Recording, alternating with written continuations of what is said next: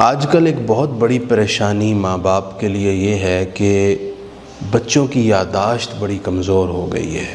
بہت سارے والدین اس بات کو دہراتے ہوئے نظر آتے ہیں اور اس بارے میں وظائف پوچھتے ہیں۔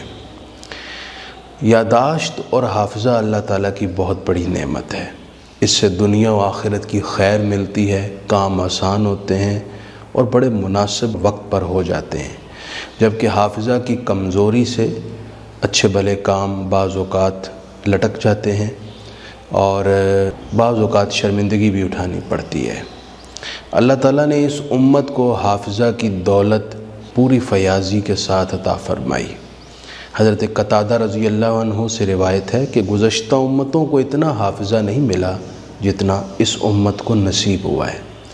اس امت میں حافظے کا یہ عالم تھا کہ پورا قرآن مجید بہت مختصر وقت میں حفظ کر لیا جاتا، لاکھوں اشعار فی البدیہہ، اور بغیر ان کو کتابی صورت میں محفوظ کیے پڑھے بھی جاتے، محفوظ بھی رکھے جاتے تھے۔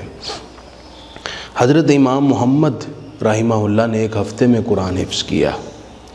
امام اعظم ابو حنیفہ ہزاروں حدیث کے حافظ تھے اور اس سے آپ نے لاکھوں مسائل کا استنباط کر کے امت کو تحفہ دیا۔ امام احمد بن حنبل کو 10 لاکھ احادیث سند اور متن سمیت یاد تھی۔ امام بخاری کو 6 لاکھ احادیث سندن اور متنن یاد تھی۔ اسی طرح سفیان بن عیینہ بہت معروف محدث ہیں، صرف 4 سال کی عمر میں جبکہ بچے ناظرہ پڑھنا شروع کرتے ہیں یہ حافظ قرآن ہو چکے تھے۔ حضرت خواجہ قطب الدین بختیار کاکی کی جب عمر 4 سال 4 ماہ اور 4 دن ہوئی اور ان کی رسم بسم اللہ تھی، جو درویشوں کا طریقہ ہے کہ 4 سال 4 ماہ اور 4 دن کی عمر میں بچوں کو بسم اللہ پڑھاتے تھے۔ حضرت خواجہ غریب نواز اور قاضی حمید الدین ناگوری بسم اللہ پڑھانے آئے تو حضرت خواجہ قطب الدین بختیاری کاکی نے اتنی عمر میں پورے 15 پارے سنا دیے۔ انہوں نے کہا آگے پڑھیے۔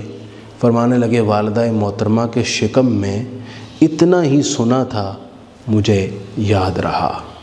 امت کے مشاہیر اور اکابرین کے حافظے کا یہ عالم تھا۔ ہمارے اساتذہ میں بھی بڑا الحمدللہ حافظہ ہم نے خود دیکھا۔ میرے استاذ گرامی حضرت مفتی غلام حیدر نقشبندی رحمہ اللہ کو اللہ تعالیٰ نے کمال کا حافظہ دیا تھا۔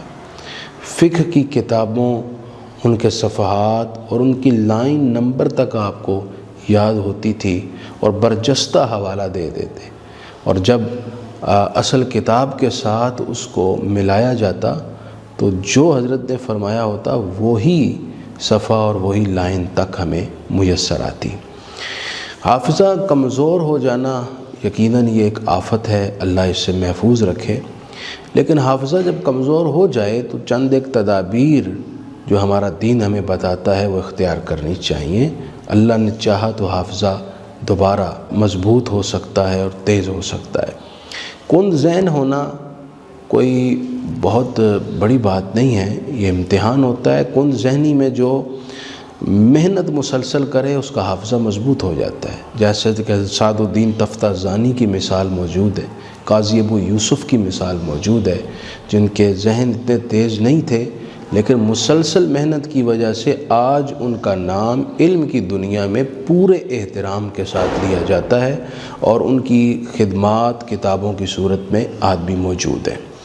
پہلی گزارش تو یہ ہے کہ ذہن کو ورزش کا عادی بنائیں، اس کو مسلسل غور و فکر میں مصروف رکھیں جس سے اس کو تیزی نصیب ہوتی ہے۔ دوسرا یہ کہ ہر نماز کے بعد سر پر ہاتھ رکھ کر 11 مرتبہ یا قوی یوں پڑھنے سے بھی حافظے میں تیزی ہوتی ہے۔ تیسری گزارش یہ ہے کہ ماں باپ روزانہ صبح پانی پر 41 دن تک 21 مرتبہ یا علیم پڑھ کر دم کر لیا کریں اول آخر درود شریف کے ساتھ، اور نہار منہ بچوں کو یہ پانی پلائیں، اگر بڑے ہیں تو ان کو بھی پلائیں، اس سے حافظہ مضبوط ہوگا۔ اور آخر میں میں یہ گزارش کروں گا کہ جو حافظہ کی مضبوطی کے لیے غذائیں ہیں وہ بھی استعمال کرنی چاہیے۔